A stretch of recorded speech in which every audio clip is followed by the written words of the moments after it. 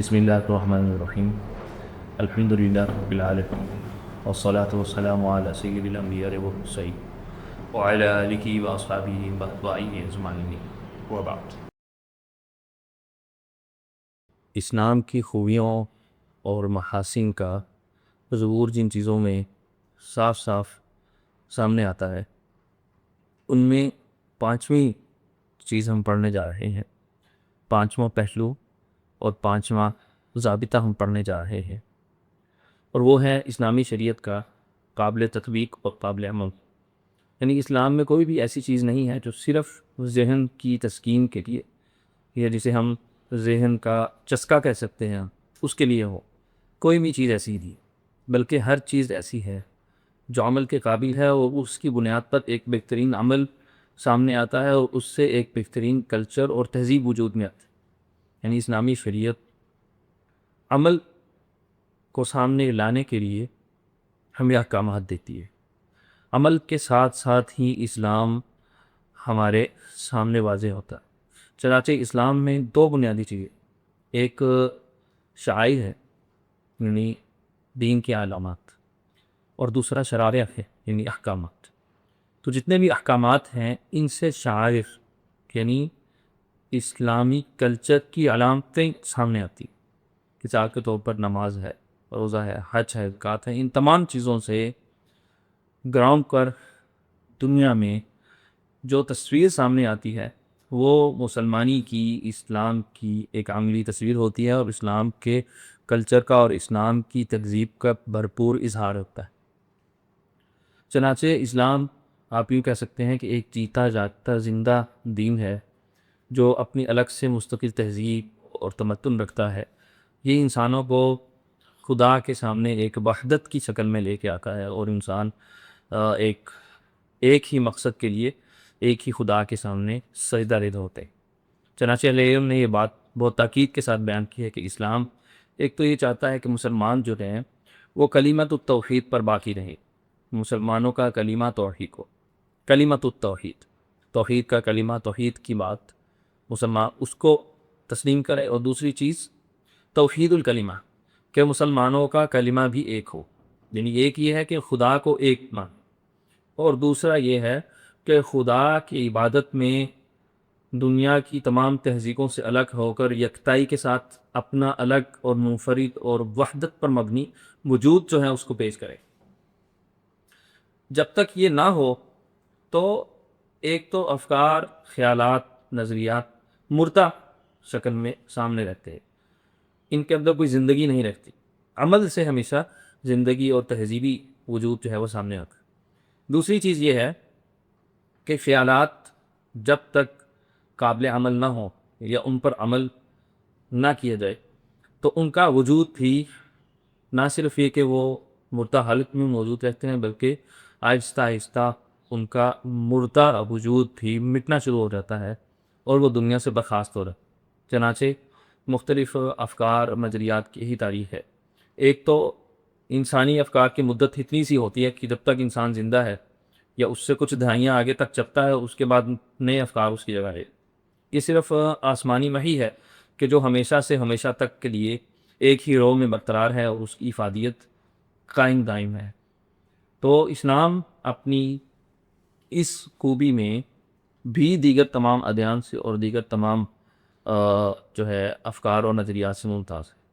چنانچہ قرآن مجید نے یہ بات میں کی کہ عمل ایمان کے بغیر، ایمان عمل کے بغیر ایک نامکمل چیز ہے۔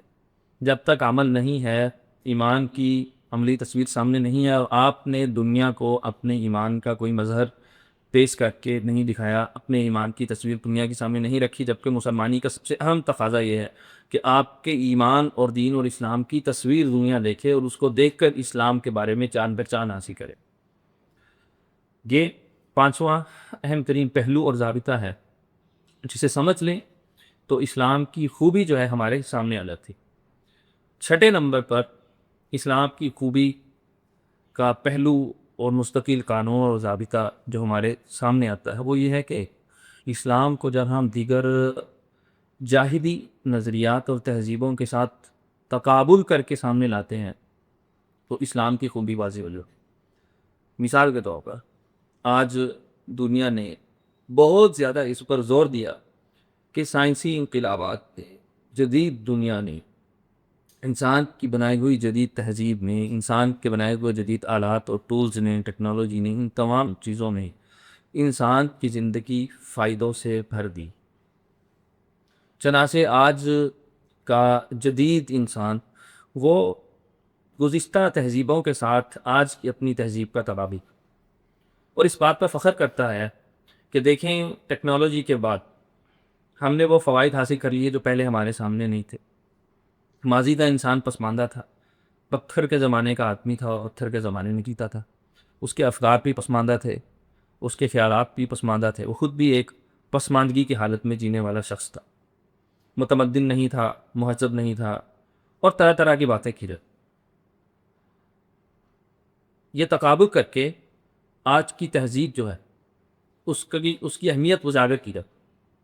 بالکل اسی طرح اگر آپ اسلام کو لیں گے تو اسلام کا تقابل آپ گزشتہ زمانے کی یا آج کی کسی تہذیب سے کریں، اسلام اپنی پوری خوبی کے ساتھ سامنے ابھرتا ہے۔ لہٰذا اسے ایک ضابطے کے طور پر آپ لیں کہ جب بھی آپ نے اسلام کی خوبی دیکھنی ہے کہ اسلام کی خوبیوں پر مشتمل ہے، اسلام کی خوبصورتیاں اور محاسن کیا ہے، تو آپ اسلام کا تقابل کریں ان چیزوں کے ساتھ جن کو اسلام کا الٹرنیٹ اور متبادل قرار دیا گیا یا اسلام کے مقابلے میں ان چیزوں کو لایا گیا یا جو چیزیں اسلام سے ہٹ کر تو اسلام اپنی خوبی کے ساتھ سامنے آتا ہے۔ مثال کے طور پر ایک معمولی سی ہم مثال لیتے ہیں کہ آج کا جدید انسان یہ سارے دعوے کر رہا ہے کہ ہم نے بہت زیادہ تمدن کو ترقی دے دی ہے، تہذیب کو ہم نے بہت زیادہ عروج پہنچا دیا ہے، انسان کے فائدے کی بہت سی چیزیں ایجاد کری، لیکن اس کے باوجود کیا انسان کی روحانی تسکین کا مسئلہ حل ہوا؟ نہیں، یہ مسئلہ بڑا تھا۔ آج جدید نفسیات صرف اس وجہ سے آگے بڑھ رہی ہے کہ انسان کی نفسیاتی مشکلات میں اضافہ ہو رہا ہے، اس اضافے کی وجہ ہی سے اس فن کو ترقی مل رہی ہے، اس پر مستقل ڈپارٹمنٹس کھل رہے ہیں، اس پر تعلیم کا، تربیت کا مستقل سلسلہ جاری ہے کہ انسان جو ہے اس نے اپنی روحانی تسکین کا سامان ان جدید آلات سے اور جدید دنیا سے حاصل نہیں کیا۔ تو اس کا حل کیا ہے؟ کیا جدید نفسیات اس میں کامیاب ہیں؟ نہیں۔ جس قدر یہ آگے بڑھ رہی ہیں انسان کے مسائل بھی آگے بڑھ رہے ہیں، لیکن اس طبقے کے مسائل کم ہیں کیا مسائل کنٹرول میں ہیں جنہوں نے اسلام کو گلے سے لگایا۔ آپ دیکھیں کہ سوسائڈ کی، خودکشی کی شرح کن طبقات میں کم ہے، کن لوگوں میں نفسیاتی مسائل کم ہیں، اور اس چیز کو آپ پڑھاتے جائیں تو بے شمار ایسی چیزیں ہمارے سامنے آتی ہیں کہ اسلام ایک ایسا دین ہے جو ہر معاملے کو صحیح طرح سے کنٹرول کرتا ہے اور مینیج کرتا ہے۔ تو تقابل ایک ایسا پہلو ہے، ایک ایسا ضابطہ ہے، ایک ایسی چیز ہے کہ جس کے فریم ورک میں ہم اسلام کو رکھ کے، اس کی تعلیمات اور احکامات کو رکھ کے اور دیگر جو نقطہ ہے نظر ہیں اور جو مختلف ادیان اور مذاہب ہیں ان کو رکھ کے ہم اسلام کی خوبی کو اچھی طرح سے جان سکتے ہیں۔ تو یہ ہمارے پاس ایک منہجی ضابطہ قاعدہ ہے۔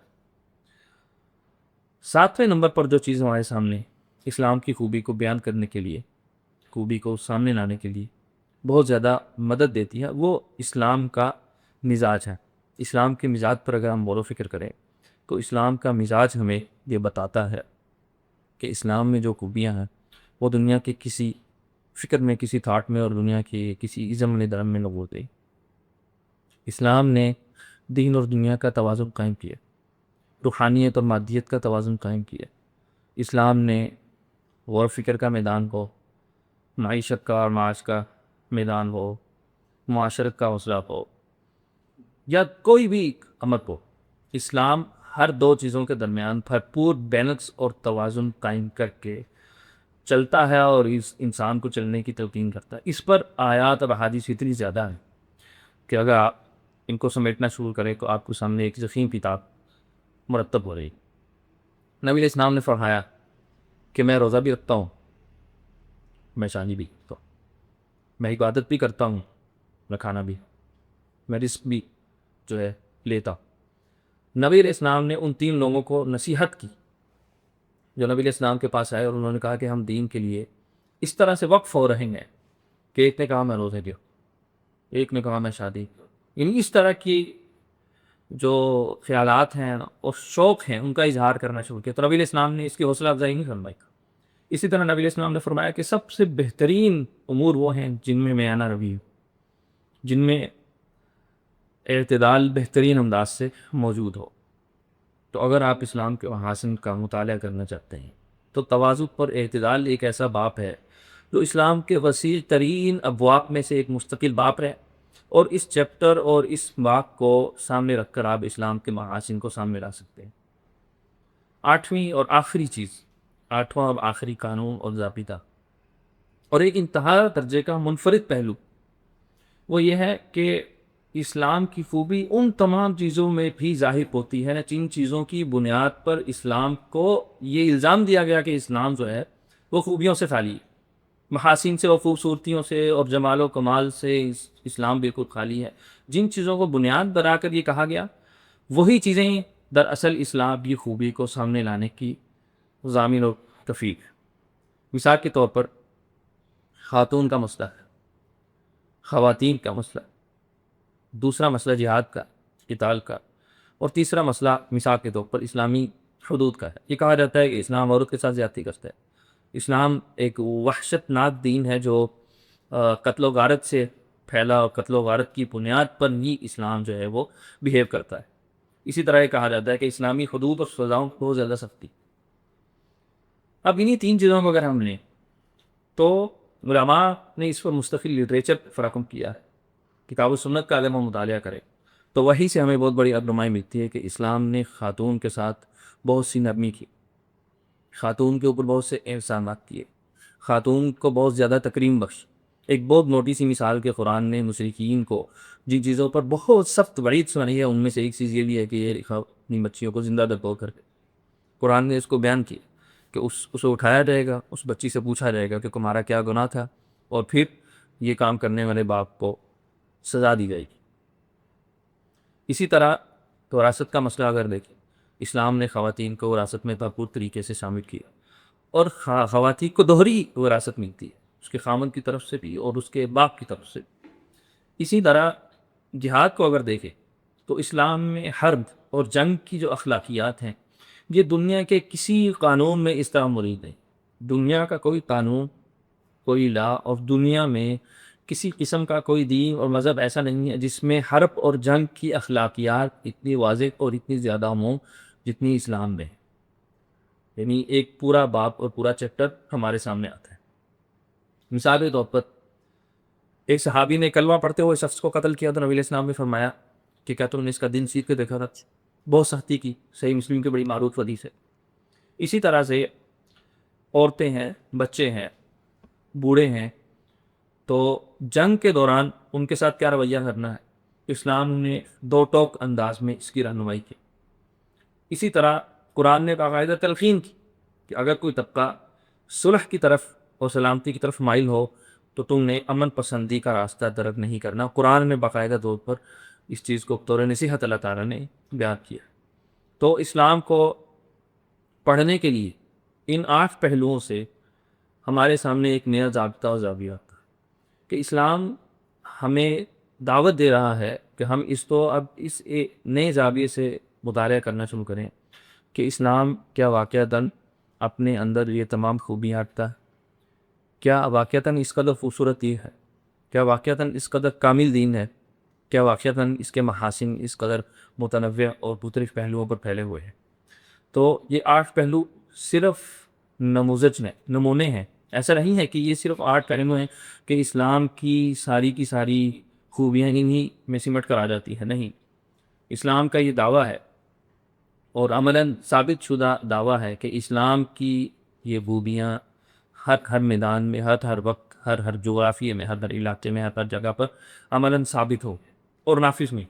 ان خوبیوں نے بے شمار خلق کو ہدایت یافتہ بنایا.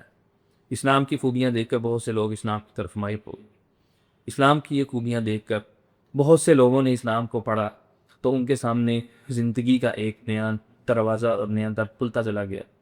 تو یہ کتابچہ جو ان 8 پوائنٹس کو بیان کر رہا ہے یہ حتمی چیزیں نہیں ہیں، بلکہ آخر میں یہ نصیحت ہے تمام طلباء کو کہ وہ اسلام کی خوبیوں کو سامنے رکھ کر اسلام کا مطالعہ کریں، تاکہ آج کی دنیا کے سامنے اسلام کی ان خوبیوں کے ساتھ اسلام کو پیش کر سکیں۔ دعوت دین میں دین کو آگے پہنچانے میں، منتقل کرنے میں اور دین کی طرف لوگوں کو بلانے کا ایک سب سے بنیادی اور اہم ترین جو مرحلہ ہے اور جو پہلو ہے، جو چیپٹر ہمارے پاس موجود ہے، وہ یہی ہے کہ اسلام کی خوبیوں کے ساتھ اس کو پیش کریں۔ اگر اسلام کی خوبیوں کے ساتھ آپ نے آج اسلام کو پیش کر لیا تو اسلام ایسا دین ہے جو انسانی قلوب و اذہان تک انتہائی تیزی سے پہنچنے اور راسخ ہونے کی صلاحیت رکھتا ہے۔ سبحانک اللہم و بحمدک اشہد ان لا الہ الا انت استغفرک و اتوب الیک۔